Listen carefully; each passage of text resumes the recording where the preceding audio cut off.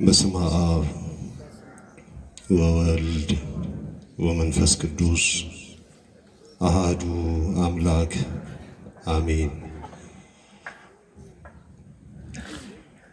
ክቡር አባታችን ሊቀ ጉባኤ ቆሞስ አባ ሰላማ መለሰ የዚህ ታላቅ ደብር አስተዳዳሪ፣ ክቡራን አባቶች፣ ካህናት፣ ወንድሞች፣ ዲያቆናት እግዚአብሔር በዚህች ዕለት ወደ ቤተ መቅደሱ የጠራን እንድናመሰግነው እንድናገለግለው የፈቀደልን የእግዚአብሔር ቤተሰቦች እንደምን ሰነበታችሁ? እንደምን አደራችሁ? እንደምን አረፈዳችሁ? አሜን። እንድናመሰግነው ስሙንም እንድንጠራ እንደ ድካማችን እንደ ሰውነታችን ሳይሆን እንደ ቸርነቱ እንደ ቅዱስ ፈቃዱ በዚች በከበረች ሰንበተ ክርስቲያን በጾመ ውዳዴ በቤተ መቅደሱ ስለሰበሰበን ስለጠራን የአምላካችን ስም ይክበር ይመስገን።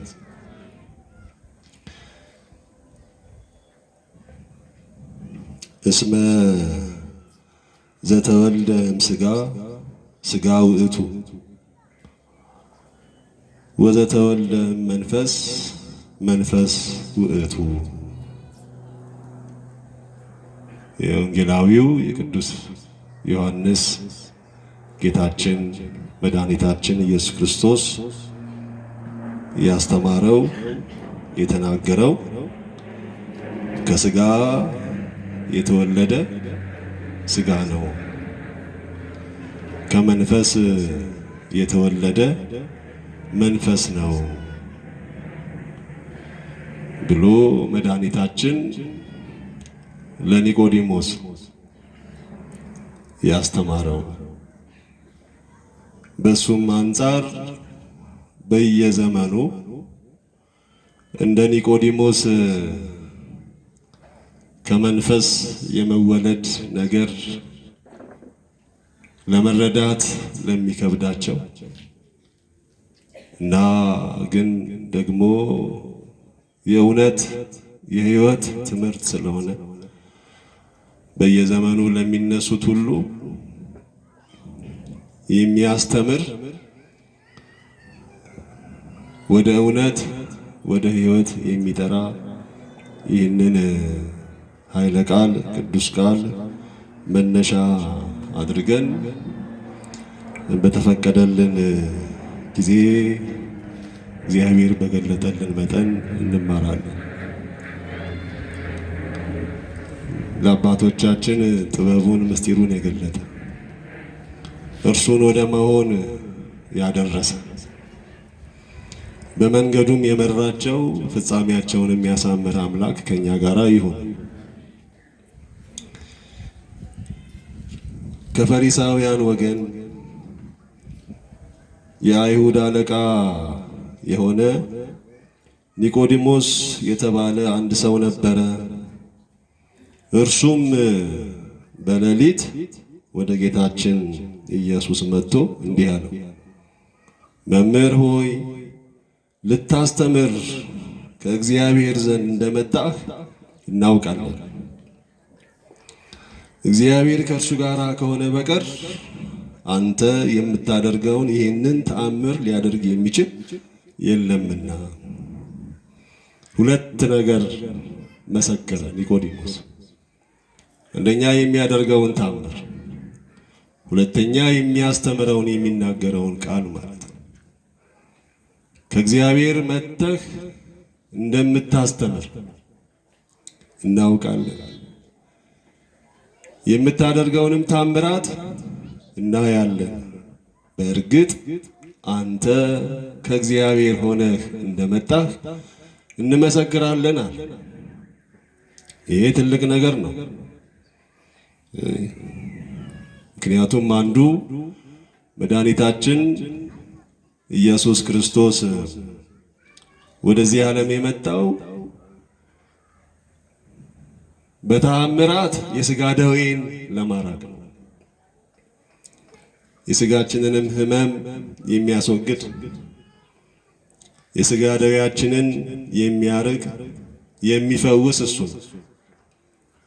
ጎባጣውን አንቅቷል፣ አቅንቷል፣ የታመሙትን ፈውሷል፣ ለምጻሙን አንጽቷል፣ ለዓይነ ስውሩ ብርሃን ሰጥቷል።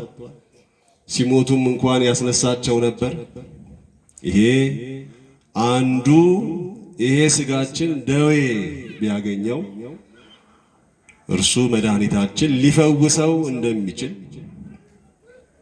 እንደፈወሰንም የሥጋ መድኃኒታችንም እርሱ እንደሆነ በዓይኑ ያየው ስለሆነ ይህን የምታደርገውን ታምር አይተናል።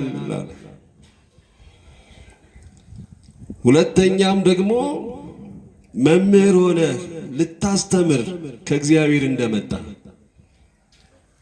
አእምሮን እውነትን ለማስረዳት የማያውቀውን እውነት ጌታችን ከሚያስተምረው ትምህርት ውጭ ያለው እውነት ዝርው ነው፣ መላምት ነው፣ ሐሳባዊ ነው። የጌታችን የመድኃኒታችን ትምህርት ግን እውነት ነው። አእምሮ የሚፈልገው እውነት ወንጌል ነው። ወንጌልን አለመስማት የአእምሮ ሕመም ነው፣ የአእምሮ ደዌ ነው እና ሕይወት የሚሆን እየተናገረ እያስተማረ አላዋቂ የሆነው አእምሮአችን የሚፈወስበት ትምህርት የመድኃኒታችን የኢየሱስ ክርስቶስ ትምህርት ነው። ሰው በአካል ብቻ አይደለም የሚታመመው፣ በአእምሮም ይታመማል። የእውቀት ሕመም ይሉታል ሊቃውንት። የታመመ እውቀት፣ የታመመ አእምሮ ይሉታል። ውንድድ ኖሌጅ ይሉታል። ይሄ ችግር የማይቀርፍ እውቀት፣ ሸክማችንን የማያራግፍ እውቀት፣ ረሃባችንን የማያስታግስ እውቀት፣ ለማህበረሰባችን የማንተርፍበት የማንደርስበት እውቀት፣ እየደከሙ እየወደቁ ያሉ ወገኖቻችንን የማናይበት፣ ማየት የሚመስል አለማየት ማለት ነው። ማወቅ የሚመስል ድንቁርና ማለት ነው።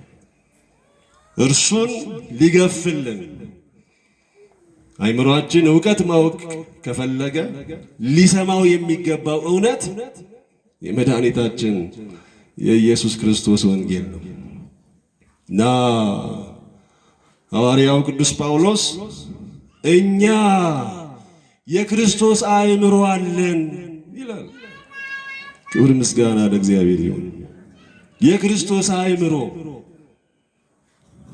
ክርስቶሳዊ የሆነ አመለካከት፣ ክርስቶሳዊ የሆነ እይታ፣ ክርስቶሳዊ የሆነ እውቀት፣ ይሄ የተፈወሰ የዳነ አእምሮ አለን አለ እና ሰው ወንጌልን ካልተማረ እርሱ የሚሄድበትን አያውቅም።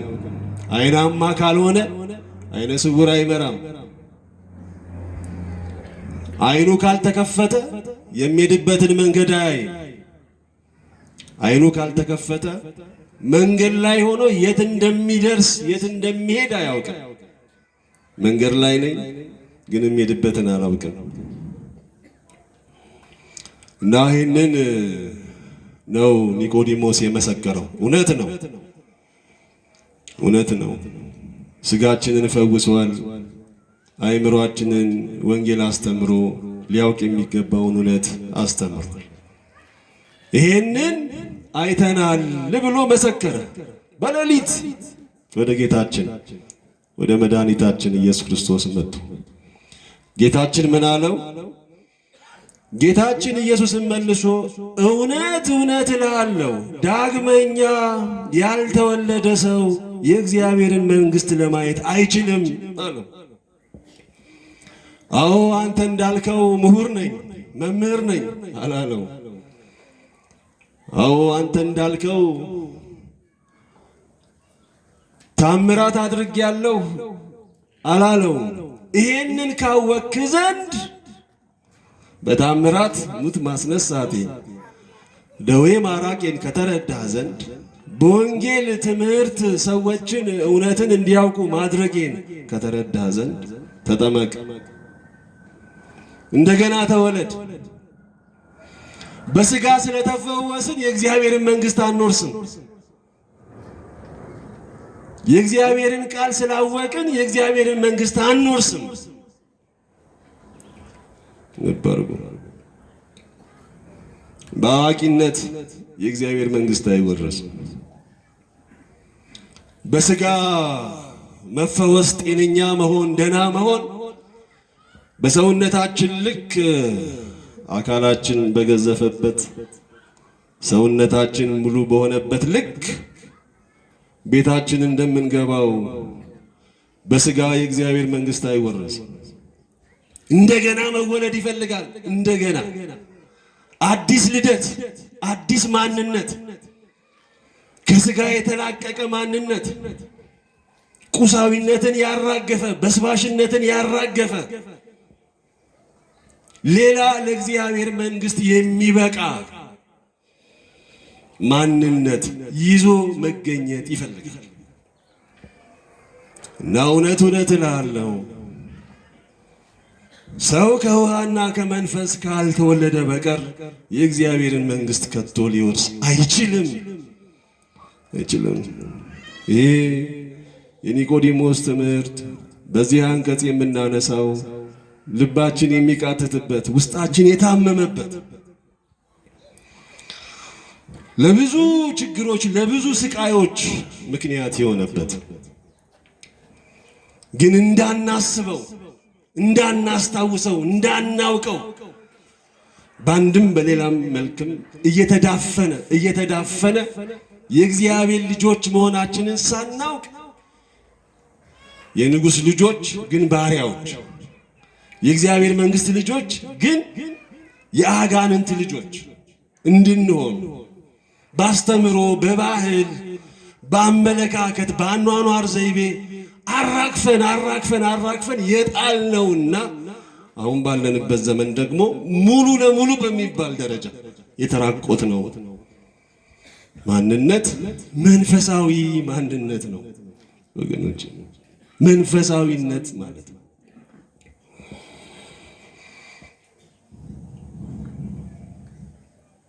ይሄንን አባቶቻችን በምስጢረ ጥምቀት ብለዋታል። ምስጢር ነው። ልክ ልጅ ከእናቱ ማህፀን ከአባቱ አብራክ በምጥ ተወልዶ በሥጋ ገዝፎ ወደዚህ ወደ ገሃዱ ዓለም እንደሚመጣው የዚህን ምድር አየር እንደሚተነፍሰው እንደሚያየው እንደሚዳስሰው በስሜት ሕዋሳቱ ከዚህ ከገሃዱ ዓለም ጋር እንደሚገናኘው እንደሚተዋወቀው ለእግዚአብሔር መንግሥት ደግሞ እንደገና ይወለዳል። የወዳኛውን ዓለም እንዲመለከት፣ የወዳኛውን ዓለም እንዲያሸት፣ የወዳኛውን ዓለም እንዲዳስስ፣ ከእግዚአብሔር ጋር እንዲገናኝ፣ ከቅዱሳን ጋር እንዲያወራ፣ ከመላእክት ጋር እንዲዘምር አዲስ ማንነት አዲስ ህልውና የቤተ ክርስቲያን የምስራቅ ኦርቶዶክስ ሊቅ ዮሐንስ ዚዮላስ የሚባለው ስነ ሕይወታዊ ህልውናና ቤተ ክርስቲያናዊ ህልውና እያለ ይገልጸዋል። የባዮሎጂካል ኤግዚስተንስ እና ኤክሌሲያስቲካል ኤግዚስተንስ ቤተ ክርስቲያናዊ ህልውና ብሎ ይገልጸዋል። ያኛው ስነ ሕይወታዊው ያው ሰው ሲሞት በዚህ ዓመተ ምህረት ተወለደ፣ እዚህ ሰርቶ እዚህ ተምሮ እዚህ ወጥቶ እዚህ ገብቶ በዚህ ዓመቱ በሕክምና ሲረዳ ቆይቶ ሞተ። አይደለም እንለው? ከኔ ጋር ናችሁ? ይሄንን ስነ ሕይወታዊ ህልውና ይለዋል። ስጋዊ ህልውና ተወለደ፣ ኖረና ሞተ የሚለው ባዮሎጂካል ኤግዚስተንስ ባዮግራፊ የምንለው ማለት ነው። የህይወት ታሪክ የምንለው ማለት ነው። እሱ ለስጋ ተወልደን በስጋ ኖረን በስጋ ሞተን የሚያቆም የሚገደብ የሚካተት የሚወሰን ህልውና አዳማዊ ህልውና ማለት ነው። አዳም ሆይ አፈር ነህና ወደ አፈር ትመለሳለህ የተባለበት ማለት ነው። ከአፈር ተገኝቶ ተመልሶ ወደ አፈር የሚገባ ህልውና። ይሄ ህልውና አይደለም ወገኖች። ለአፈር አልተፈጠርንም። ወደ አፈር ለመመለስ ወደ ክርስትና አልመጣንም። አምላካችን ለዚህ ሰው አልሆነም። ቤተ ክርስቲያን ለዚህ አይደለም እየደከመች ያለችው። የእግዚአብሔር መንግስት ልጆች እንድንሆን ነው። ልበሩ። ስለዚህ ቤተ ክርስቲያናዊ ህልውና ይላታል። ኤክሌሲያስቲካል ኤግዚስተንስ ቤተ ክርስቲያናዊ ህልውና ምን ማለት ነው? የቅዱሳን ህይወት ሞተውም አይሞቱም፣ ተለይተውንም አልተለዩንም። አቡነ ተክለ ሃይማኖት በስጋ አርፈዋል፣ ግን አሉ። በ12ኛው ክፍለ ዘመን ነው የነበሩት፣ አሁንም ግን አሉ። በዚህ በ21ኛው ክፍለ ዘመንም አሉ። ክርስቶስ ሰምራ አለች የለችም?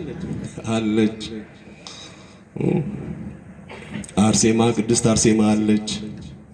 ገብረ መንፈስ ቅዱስ አሉ። የሉም ግን አሉ። ምክንያቱስ ዘመን ከማይሽረው በስጋ መፍረስ ከማይቀይረው ህልውና ጋር ቤተ ክርስቲያናዊ ህልውና በስንክሳር የምናነባቸው የቅዱሳን ህይወት በሙሉ ዘላለማዊ የሆነ ህልውና ማለት ለዚህ እንደገና መወለድ አለብህ። እንደገና መወለድ አለብህ። አዎ በዚህ ዓለም ስንኖር በስጋ ስንሰቃይ ልንፈወስ ይገባል። አባታችን ነው፣ ፈጣሪያችን ነው። የሚፈውሰንም እሱ ነው፣ ይፈውሰናል። በዚህ ዓለም ስንኖር አይምሯችን የእውነትን ምንነት መፈለግ ማወቅ ይሻል፣ ይጠይቃል። ይህ ዓለም ምንድነው ይላል። ይሄ ፍልስፍናዊ እውቀት የምንል ለምን ተፈጠርኩኝ ይላል። የህይወት ትርጉም ምንድነው ይላል። ለምንድን ነው የምንሰቃየው ይላል። ይሄ እኮ ተፈጥሯዊ እኮ ጥያቄ ነው፣ መሰረታዊ የህልውና ጥያቄ የምንለው ማለት ነው። ይሄንን ጥያቄ አታንሳ ተብሎ ማዳፈን አይቻልም። የሰው አይምሮ ክፍት ነው፣ የሚጠይቅ የሚመረምር አይምሮ ነው ያለው። ይሄንን አይምሮ ለማሳረፍ ደግሞ ወንጌል ያስተምራል። እውነተኛው ግን በስጋ መፈወሳችን ግን ወንጌል ማወቃችን የእግዚአብሔርን መንግስት ለመውረስ የሚያበቃን ካልሆነ አይጠቅምም። ግልጽ ነው። ከኔ ጋር ናችሁ? አይጠቅምም። በስጋ ጤነኛ ሆነን ለእግዚአብሔር መንግስት የሚዘጋጅ ካልሆነ በቀር የስጋ ውበት አይጠቅምም። አፈር ለመግባት ቢቀባ ቢለቀለቅ ቢሞሸር ምን ጥቅም አለው? ምን ጥቅም አለው? ሜካፑ፣ ቀለሙ፣ ያ ሁሉ ስቃይ፣ ጭንቀት፣ ገንዘብ የሚፈስበት ማለት ምን ይጠቅማል? ተምረን መጽሐፍ ታውቀን ተረርተን ገብቶን አይምሮአችን መጥቆ ሊቃውን ተብለን ምሁራን ተብለን ግን አፈር ምን ገባ ቆን ምን ይጠቅማል? ምን ይጠቅማል? እውነት እውነት እልሃለሁ ኒቆዲሞ በአጽንኦት ነው የነገረው ጌታችን። እውነት እውነት እልሃለሁ፣ እውነት እውነት እልሃለሁ ከውሃና ከመንፈስ ካልተወለዳችሁ በቀር እንደገና አዲስ ህልውና አዲስ ስም ገብረ ሥላሴ ዓመተ ሥላሴ እየተባለ እግዚአብሔርን ለማገልገል የሚገዛ በምድር እያለ ሰማዩን የሚዋጅ የቅዱሳንን መዓዛ የሚያሸት ከመላእክት ጋር የሚያመሰግን አንደበት የምናገኝበት አዲስ ህልውና። ልብ አድርጎ ጥምቀት እንዲህ ዝም ብሎ ሪቹዋል አይደለም፣ ወይንም የቤተ ክርስቲያን ስርዓት አምልኮ የማሳመር ስርዓት አይደለም። ህልውናዊ ልደት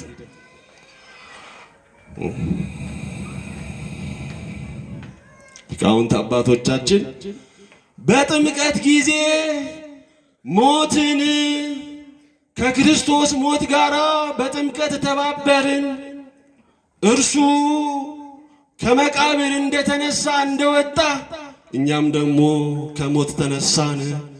በዘመናችን ሁሉ ከዛ በኋላ የሚንከባከባት እኮ ጠፍቶ እኮ ተጠምቀናል። ሁላችንም በ40 ቀን በ80 ቀን ተጠምቀናል። አይደለም ተጠምቀናል። ግን ይህን ስጋ ለማሳደግ እናትና አባቶቻችን ፍትፍቱን፣ ወተቱን፣ ዳቦውን ይወተው ወርደው አሳድገውታል። ከማደግ አልቀረም። ምክንያቱም በስጋ ለማደግ የሚፈልገው ምግብ ነው፣ መጠጥ ነው፣ ሌላ ነገር አይፈልግም። በአይምሮ ለማደግ ትምህርት ቤት ነው መግባት ያለብን። አስተማሪ እግር ስር፣ የኔታ እግር ስር እና አዋቂ የሆነ ማደግ አለበት። በመንፈስ የተወለደው ያ ሕፃኑ ቅዱስ በ40 ቀን በ80 ቀን የተወለደው ያ ሕፃኑ ቅዱስ ሕፃኗ ቅድስት ግን ሳታድግ ቀረች። እዛው ቀንጭራ እዛው 40 ቀን ላይ 80 ቀን ላይ ቀረች። እኛም የንስሐ አባቶች አልጠየቅንም፣ አልተንከባከብናትም፣ ቃል እግዚአብሔር አላስተማርናትም።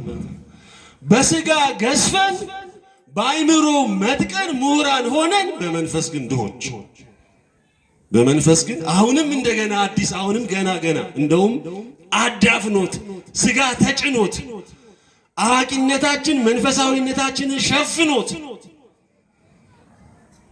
የስጋ ግዝፈት መንፈሳዊነታችንን ተጭኖት ቀብሮት ያልተጠመቅን እስክንመስል ድረስ በጣም እኮ ነው የሚገርመው። አሁን እኮ ብታዩ እውነተኛ የሆነውን የህይወት ያኗኗር ማንነታችንን ስንመለከተው እኮ አምላክ ሰው ሆኖ ያዳነን አይመስልም። የተጠመቅን ከእግዚአብሔር የተወለድን አንመስልም። ክፋታችን፣ ጭካኔያችን፣ ተንኮላችን፣ ጥቅመኝነታችን፣ ዘረኝነታችን ስንቱን እናንሳው። እዛው ተመልሶ እንደገና የተልኮሰኮሰ እዛው ተመልሶ ያደፈ እዛው ጭቃ ውስጥ እዛው ተወለድን፣ ተጣልን። ልጅ ወልደው ጥለው እንደሚሄዱት የሚያሳድገን አጥተን ዝም ብለን መንደሩ ስንቀር በየዳንስ ቤቱ በየጭፈራ ቤቱ በሞቀበት ሁሉ እየሄድን የሚያብረቀርቀው ሁሉ እየሳበን የሚባዝት የሚገባበት ቤት ያጣ ልጅ መብራት ያየበት ሁሉ ቤት መስሎት ያንኳኳል ይገባል። እንደዛ በቃ እንዲህ በየመንደሩ እንደሚቃትት እንደሚባዝት ልጅ በዓለም ስንባዝት ስንብከነከን እንዲሁ ስንኳትን ቤታችንን አጥተን እንዲሁ በስጋ ዘመናችንን እየገፋን በ40 ዓመታችን በ30 ዓመታችን በ50 ዓመታችን ገና ቤታችን አልገባን እንዲሁ ወንደር እያደረግን እና በቤቱ እያለን ጠፍተን ተወልደን የእግዚአብሔር ልጆች ሆነን የልጅነት መልካችንን አጥተን የእግዚአብሔር ልጆች ሆነን ከቤቱ ርቀን እንዲሁ እየተቅበዘበዝን ነው የኖርነው ዘመናችንን የጨረስነው። እና ያቺ ጥምቀት ተዳፈነች እንዳናስባት ይህ ዘመናዊነት አስተምሮ አዋቂነት ኤሊት ኢንቴሌክቹዋል ይሄ ምሁርነት ሊቅነት ኢንላይትመንት አይደለም የሚሉት አብሮት የአይምሮ ንቃት እሱ ላይ ብቻ ተቆረና ይሄ ምዕራቡ ዓለም ባህል ነው። በፍልስፍናው መንገድ ሄደው ዕውቀት ብቻ ነው ሰውን የሚያድነው። በአይምሮአችን ሁሉን ነገር መረዳት እንችላለን። የሰው ልጅ የሁሉም ነገር መለኪያ ነው አይደለም እንዴ ያሉት። ኮሚኒዝም ላይ እነ ማርክስ እንግዲህ የምታነቡ ሰውን ሰው ያደረገው ስራው ነው ሲባል አልነበረም እንዴ? ዘፈኑ ሁሉ እኮ ሲዘፈንለት ነበር። ታስታውሳላችሁ አይደለም እንዴ? ሰውን ሰው ያደረገው ስራው ነው። ስራ አያስፈልግም አይደለም፣ ስራ መስራት ያስፈልጋል።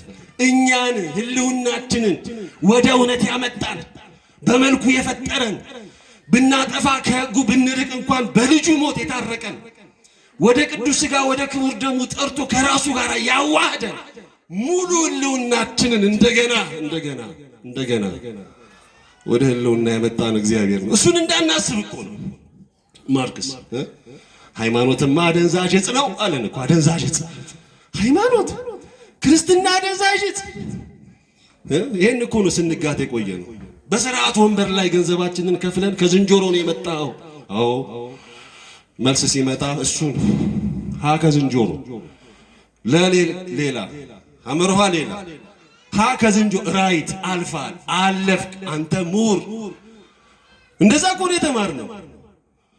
ከእግዚአብሔር የተፈጠረን መሆናችንን የሚያስክድ በደብተራችን በስርዓት ወንበር ላይ ቁጭ ብለን ነው ከዝንጀሮ ነው የመጣሁት እንስሳ ነኝ እያልን የተማርነው። ይሄው እንስሳነትን ነው እየኖርን ያለ ነው። እና በስርዓተ ትምህርት በባህል በዚህ በፊልሙ ለሆሊውድ ምስጋና ይግባውና ሸረሸረን ናደን አራገፈን። ከእግዚአብሔር ያገኘውን ልጅነቱን ሁሉ ሙጥጥ አድርጎ አራግፎ እርቃናችንን ቆዳችንን ይኸው ዓለም ላይ ጣለው። ጌታችን ግን እውነት እልሃለሁ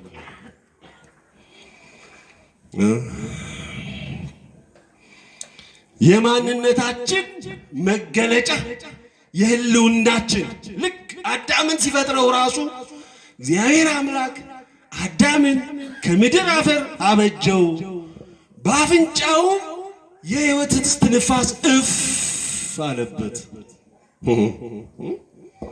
ሰውም ሕያው ነፍስ ያለው ሆነ። ይሄ ነው እኮ አፈጣጠራችን። ከስጋና ከነፍስ ተፈጠርን፣ ደግሞ እሱ እፍ አለበት፣ የሕይወት እስትንፋስ እሱ ነው ህልውናችን። ያችን የሕይወት እስትንፋስን ነው ትእዛዝ በማፍረስ ያጣ ነውና ስጋውያን ቁሳውያን ምድራውያን ሆነን የቀረን። አሁን ነግሬሃለሁ ኒቆዲሞስ፣ ስላወቅከኝ አትድንም፣ ደዌን ስላራኩልህ አትድንም። በስጋ ደዌ መፈወሳችን የዚህን ምድር ህይወት ለመኖር ነው። ጤነኛ መሆን ለዚህ ምድር ኑሮ ስለሚያስፈልግ እንጂ ለወዳኛው አያስፈልግም። ደዌ የለም፣ እዛ ህመም የለም፣ ስቃይ የለም፣ ሞት የለም፣ መራብ መጠማት የለም። እዛ የለም መጋባት፣ መውለድ፣ መራባት የሚባል የለም። እንደ መላእክት ነው። እዛ ለስጋ ኑሯችን ነው የስጋ ጤና የሚያስፈልግ። እና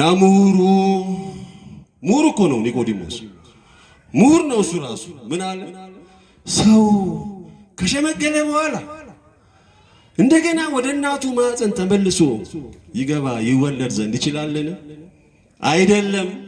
ምክንያቱም በገባህ ልክ ነው የምታስበው። በመንፈስ ቅዱስ ከመንፈስ ካልተወለድክ መንፈሳዊ ነገር አይገባህም። የለህማ፣ ዲቫይዙ የለም። መንፈሳዊውን ነገር ለማወቅ የሚያስችለው ምንድነው? አቅሙ ጸጋው የለም። ስለዚህ አይገባንም። መወለድ ሲባል በቃ ያው ከእናት ከአባት መወለድ በምጥ ተብሎ ማርያም ተብሎ መወለድን ብቻ ነው አይምሯችን የሚያውቀው። ለዚህ ነው ዛሬም እስማኤላውያንን እንሰማቸዋለን። አላህ ተወልዷል፣ ኢየሱስ ተወልዷል። አሁን እንዲህ ከተወለደማ በቃ እኮ አባት አለው። ስለዚህ ክብር ምስጋና ደርሶ ይሁንና ፍጡር ነው። እንደዛ እኮ ነው። በቃ አለቀ። ተወልዷል ነው አባት አለው። በቃ አለቀ። ምክንያቱም መወለድን የሚያውቁት በዚህ ቋንቋ ብቻ ነው። አርዮስም እንደዚሁ ነው ያለው። አባት አለው፣ ተወልዷል። ከተወለደ ስለዚህ ክብር ምስጋና ለእርሱ ይሁን ፍጡር ነው አለ። ምክንያቱም በሰዋዊ አይምሮ በገባን ልክ ባየነው ልክ ነው የምንመለከተው። ግን አይደለም።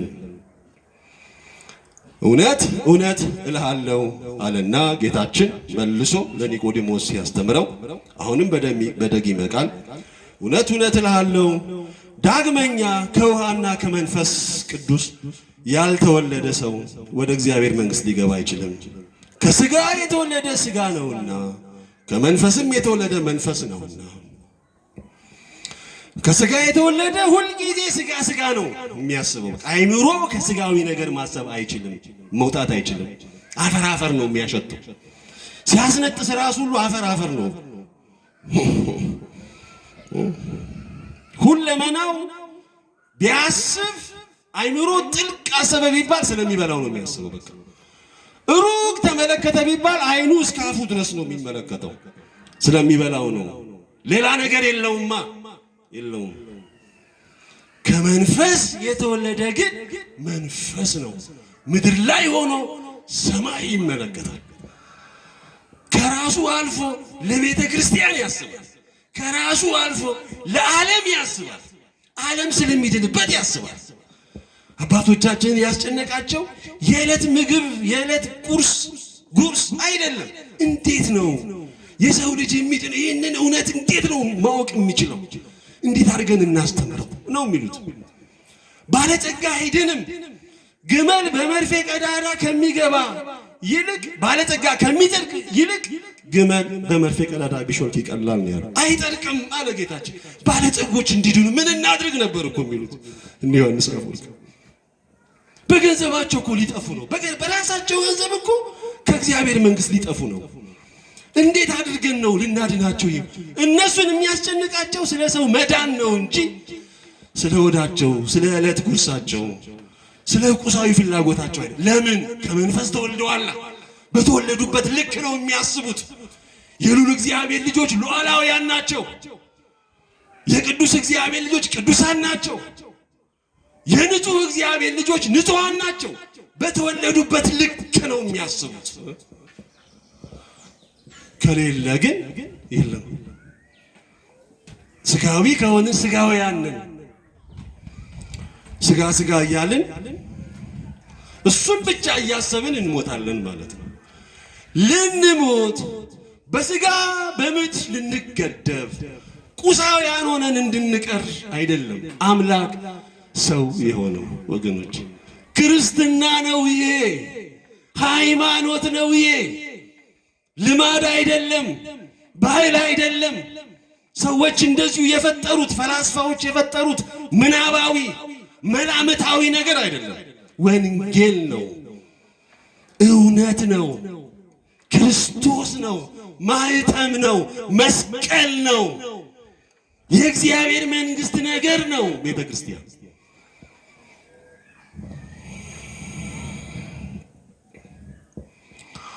ስለዚህም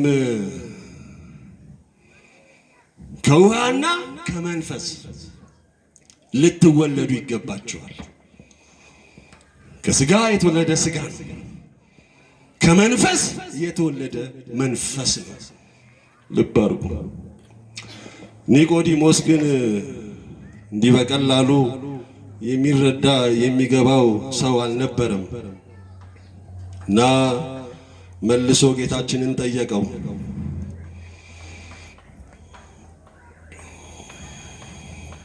በውኑ ይህ ሊሆን እንዴት ይችላል አለ ኒቆዲሞስ።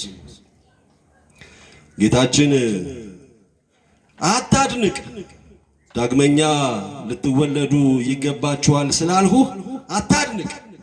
ነፋስ ወደ ወደደው ይነፍሳልና ድምፁንም ትሰማለህ፣ ነገር ግን ከየት እንደሚመጣ ወዴትም እንደሚሄድ አታውቅም። ከመንፈስ የሚወለድ ሁሉ እንዲሁ ነው። አሁን በምሳሌ ማለት ነው። እንግዲህ አንድ ነገር ሲጸነን አልገባ አልካተት ሲለን የእውነተኛ የጥሩ መምህር ደንብ ነው። ምሳሌ አምጥቶ በሚገባን ልክ ለማስረዳት መሞከር ማለት ነው። ንፋስ አለ የለም? አለ የለም? ይታያል? ይዳሰሳል? አይዳሰስም። አለ ግን አይታይም፣ አይዳሰስም። የሚገርም ነው። መልክ አለው የለውም? መልክ አለው? አፍሪካዊ ነው? አውሮፓዊ ነው? የዚህ ብሔር ነው? የዛ ብሔር ነው? ዘር አለው ይሆን? ነፋስ የለውም። አለ ግን አለ።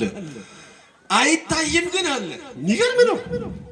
አይዳሰስም ግን አለ። የሚገርም ነው። በምን ይታወቃል መኖሩ ቢሉ በግብሩ ያወዛውዘዋል፣ ዛፉን ያራግበዋል፣ ነጠላውን ያነቃንቀዋል፣ ቆርቆሮ በግብሩ በድርጊቱ መኖሩ ይታወቃል። ይሄ ነው በቃ ከመንፈስ የመወለድ ምስጢሩ ይሄ ነው። ዘር የለውም። መንፈሳውያን ከውሃና ከመንፈስ የሚወለዱ ቀለም የላቸውም፣ ቋንቋ የላቸውም፣ ዘር የላቸውም። ራሳቸውን ከሆነ እኔ ከዚህ የመጣው ነኝ ከሰሜን ነኝ አይልም። የምስራቅ ነው አይባልም፣ የደቡብ ነው አይባልም። ነፋስ ከወዴት እንደሚመጣ አይታወቅም። ከመንፈስም የሚወለዱበቱ የመወለድ ሀብት ከዚህ ነው የሚገኘው አይባልም። ከመንፈስ ቅዱስ ተወልዶ ስለ ሥጋ ማሰብ ውርደት ነው። የሚገርም መንፈሳዊ ሆኖ ሥጋዊነት ውስጥ መገኘት ሞት ነው። አለመጠመቅ አለመወለድ ይሻላል።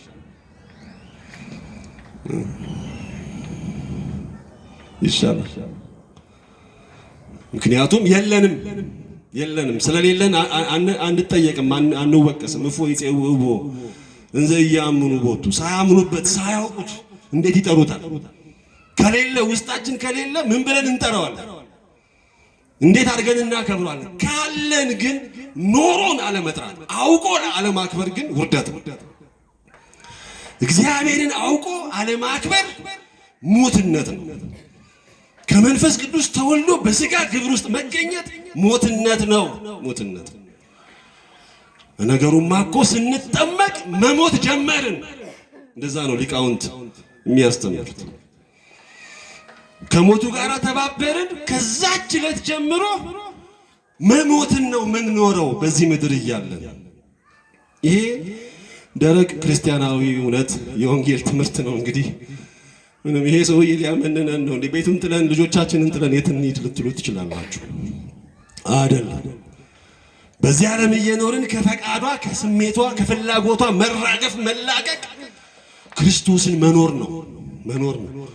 ልብ አድርጉ። የክርስቲያኖች ዕለት 3 ዕለታት ናቸው ይላሉ መናንያኑ፣ ባህታውያኑ፣ መንፈሳውያኑ።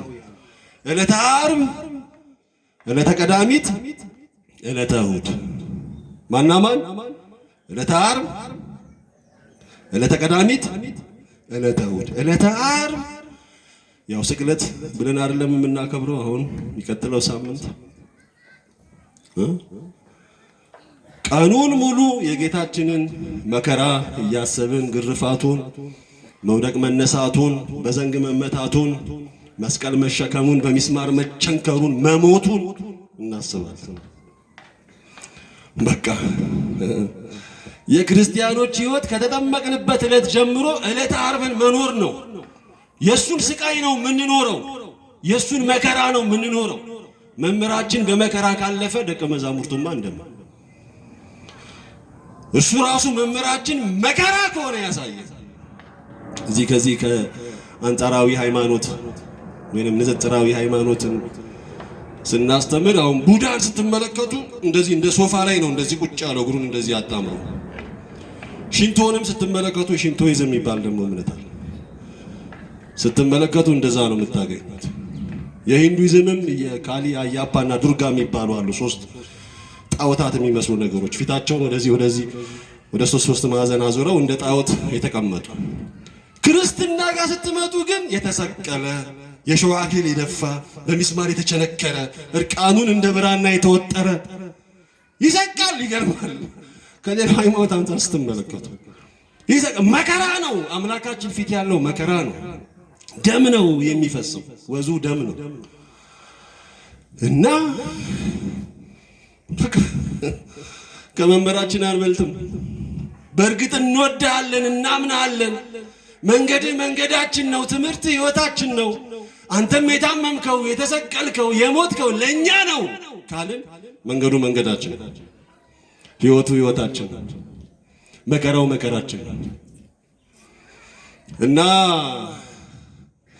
የክርስትና እውነቱ መንገዱ መስቀል ነው፣ መከራ ነው እና ዕለተ ዓርብን ነው የምንኖረው እስከ ዕለተ ሞታችን ድረስ እንደተነቀፍን፣ እንደተሰደድን፣ እንደተተፋብን፣ በበትር እንደተመታን፣ በዘንጋናታችንን እንደቀጠቀጡን፣ እንዳቃጠሉን፣ በሰይፍ እንደገደሉን ነው በቃ የምንኖረው። እንደ ክርስትና እንደ ፍትህ አላልኩም ልባል ያ ሌላ በሌላም አንግል ምናየዋል። ከዕለተ ዓርብ ዕለተ ቀዳሚት ጌታችን በመቃብር የቆየባት ዕለት እንደሆነች ሁሉ በሥጋ አርፈን እስከ ዳግም ምጽአቱ እስከ ዓለም ፍጻሜ ድረስ በመቃብር የምንቆይባት ደግሞ ዕለተ ቀዳሚት ናት እና ጌታችን በመቃብር እንዳልቀረ ግን ደግሞ ሙስና መቃብርን አጥፍቶ እንደተነሳ እኛም በመቃብር አንቀርም። ያ ከኔ ጋር ናችሁ? አንቀርም። ወንሴፎ ትንሣኤ ሙታን ወሕይወተ ዘይመጽእ አይደለም እንለው የሙታን ትንሣኤ እንዳለ ሌላ የሚመጣ አዲስ ሕይወትም እንዳለ ተስፋ እናደርጋለን። ይሄ እኮ የእምነት ምስክራችን እኮ የሚገርም እኮ ነው። የሚገርም ነው።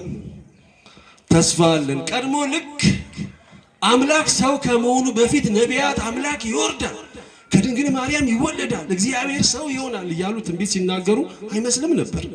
እንዴት አምላክ ሰው ይሆናል? የማይመስል ነገር ግን ተፈጽሞ አየነው። እግዚአብሔር ከድንግል ማርያም ተወለደ፣ አምላክ ሰው ሆነ። የሚገርም ነው። እግዚአብሔርን አየነው፣ ዳሰስነው፣ ከሱም ጋር በላን ጠጣን አሉ አባቶቻችን። አይደለም እንዴ? የተፈጸመው የተነገረው የነቢያቱ ትንቢት ተፈጽሟል። የራሱ የመድኃኒታችን የኢየሱስ ክርስቶስ ግን ትንቢት መፈጸሙ እንዲሁ አይቀርም። ሙታን የሆኑ ሁሉ የእግዚአብሔርን ቃል የሚሰሙበት ጊዜ ይመጣል። ሁሉም ይነሳሉ፣ የእግዚአብሔርን ክብር ይወርሳሉ እና እንነሳለን። ልንሞት አልተፈጠርንም። ዘላለማዊ ክብር አለ። ይሄንን እውን ለማድረግ ግን እግዚአብሔርን ማወቅ፣ እግዚአብሔርን መምሰል፣ ስጋውን መብላት፣ ደሙን መጠጣት፣ እሱ በእኛ ውስጥ እንዲኖር እኛ በሱ ውስጥ እንድንኖር ያ ቅዱሱን ስጋ ቅዱሱን ደም ከበላን ከጠጣን አይፈርስም፣ አይበሰብስም፣ አይሞትም፣ በምድር በሲኦል አይቀርም፣ ይነሳል። ስለዚህም ዕለተ እሑድ የትንሣኤያችን ዕለት ለዘላለም ከእግዚአብሔር ጋር የምንኖርበት ሰንበተ ክርስቲያን የተባለችውን የክርስቲያኖች ሕይወት የክርስቲያኖች ዘመን ሞት መበስበስ የሌለበት ዘመን እነዚህ ሦስቱ ናቸው እና ይሄ ምድራዊ ሕይወታችን መጾም ነው፣ መጸለይ ነው፣ ማልቀስ ነው፣ ማንባት ነው። እንኳን የሁሉ መከራ ኖሮብን እንኳን የሁሉ የሚያስለቅስ የሚያሳዝን ልብ የሚሰብር ነገር ገጥሞን ቀርቶ ክርስትና እንዲሁም ማዘን እንዲሁም መከራ ነው እና በነፋስ መስሎ ነገረው። በነፋስ አጠገቡ ያለው ኒቆዲሞስ ግን ለመረዳት በጣም ነው የተቸገረው። ይህ እንዴት ሊሆን ይችላል? እግዚአብሔር ይማረው፣ በእውነት እግዚአብሔር ይማረን። ይህ እንዴት ሊሆን ይችላል? ለእግዚአብሔር የሚሳነው ነገር አለ? እንደዛ እና የምናውቀውን እንናገራለን። በዘነአምር ንነግር በበዛርይነ ሰማዕተ ንከው ያየነውን እንናገራለን፣ የሰማነውን እንመሰክራለን። እናንተ ግን ምስክርነታችንን አትቀበሉ። በቃ ምንም ስለ ምድራዊው ነገር ነግሬያችሁ ካላመናችሁ ስለ ሰማያዊው ነገር እንዴት ብዬ ልንገራችሁ? እንዴት ኒቆዲሞስ ገብቶት ቢሆን ኖሮ ስለ ሰማያዊው ልደት ሊነግረን ነበር ማለት ነው። ግን ይሄን አልገባውም። የመጀመሪያው የኤሌመንተሪው ትምህርት ሳይገባው እንዴት የሃይስኩሉን ያስተምር? የሃይስኩሉ ሳይገባው እንዴት የዩኒቨርሲቲውን ሃየር ሌቭሉን ያስተምር? ይሄኛው ለዚህኛው ቅድመ ሁኔታ ነው። ቢገባን ብንረዳ እግዚአብሔር በገለጠልን ልክ እየፈጸምን ብንሄድ ክብራችንን፣ የህልውና ትርጉምን፣ የመኖር ምንነትን፣ የእግዚአብሔር ልጅነትን ጥግ፣ የሉል እግዚአብሔር ልጅነትን ክብር ማየት እንችል ነበር። ግን እኛ አሁንም የምናውቀውን ከመናገር የሰማነውን ከመመስከር ውጭ ምንም ማድረግ አንችልም። ከሰማችሁ ከተረዳችሁ በኋላ ተግባራዊ እርምጃ ወደፊት መግባት፣ በተግባር መግለጥ የሰማያን ድርሻ ነው ወገኖች። ከዚህ ይሰውረን፣ በሰማነው ልክ እንድንድን ወደ ህይወት እንድንመጣ እና ከስጋ የተወለደ መልሱልኝ፣ ከስጋ የተወለደ ከመንፈስ የተወለደ ግን መንፈስ ነው። ስለዚህም ዳግመኛ ልትወለዱ ይገባችኋል። አሁን እንደገና ተጠመቁ ማለት አይደለም፣ ግን ቀስቅሱት። ይሄ በዘመናት ተከምሮበት ተሸፍኖ ተጭኖት የቀረውን መንፈሳዊነትን ፈልቅቁት፣ ቆፍሩት፣ አራግፉት ከላያችሁ ላይ።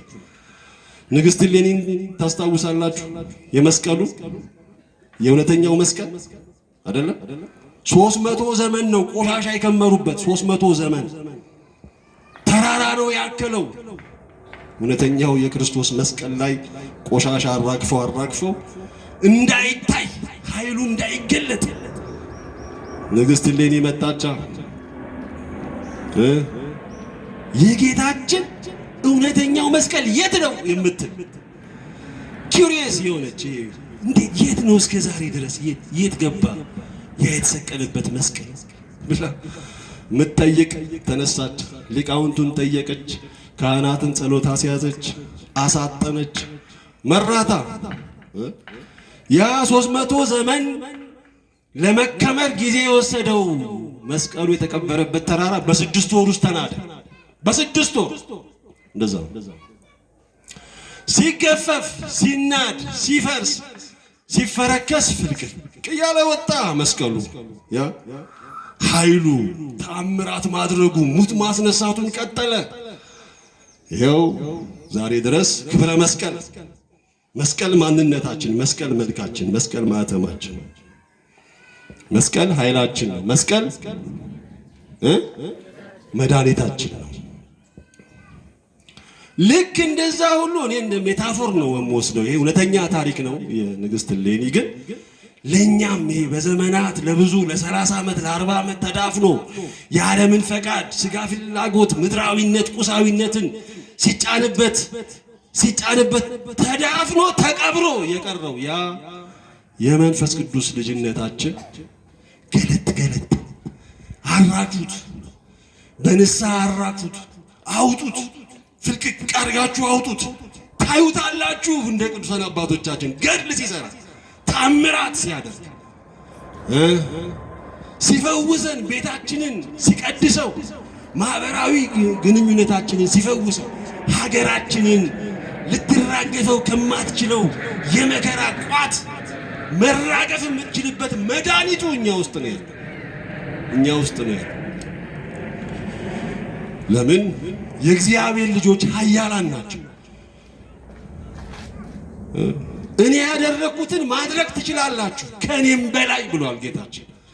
ጌታችን ዘመናትን እንደከፈለ፣ የዓለምን መርገም እንዳስወገደ፣ ንጽህናን፣ ቅድስናን፣ እውነትን ለዓለም እንደገለጠ፣ ለጨለማው ዓለም ብርሃን እንደሆነ የእግዚአብሔር ልጆች ለቤታቸው፣ ለማህበረሰባቸው፣ ለሀገራቸው ብርሃን ናቸው። እንዲህ ዝም ብሎ የተልኮሰኮሰ እንደተጨመቀ ፎጣ ተጠቅልለን የተሰበርን ኃጢአት እንደዛ ነው። ኃጢአተኝነት አቅም ያሳጣል፣ ጉልበት ይነሳል፣ አንደበት ይነጥቃል።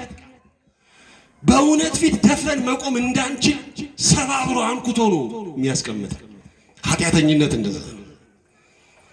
እነዚያው ተመሳሳይ ጾታ ውስጥ ያሉትን ብትመለከቷቸው ልውሽ ያለ እንደ ውሻ የሆነ ምናምን ሰው እግር ስር ጥምልምል የሚል ማንነት ውስጥ ነው የገቡት።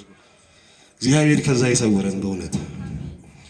ይሄ የሞተ ሰብና ነው። በቃ በአካል ያለ ግን የሞተ ቅዱስ ጳውሎስ ቅምጥሊቱ ይላል ጋለሞታይቱ በሕይወት ሳለች ሞተች ይላል። የሚገርም ግን ሙትና በሕይወት አለን፣ እንተነፍሳለን፣ እንራመዳለን፣ እንወጣለን፣ እንገባለን። ግን በድን ሙትነት ማለት ነው። ይህንን ከላያችን ላይ ገፈን በመንፈስ ቅዱስ የታተምንበት የእግዚአብሔር ልጆች የተባልንበት ለመንግስቱ የተጠራንበት የተመረጥንበትን ያቺ ልጅነታችንን ማውጣት ወገኖች ሩቅ አይደለም፣ አጠገባችን ነው መድኃኒቱ። የእግዚአብሔር ቸርነት፣ የድንግል ምልጃ፣ የቅዱሳን ጸሎት ከሁላችን ጋር ይሁን።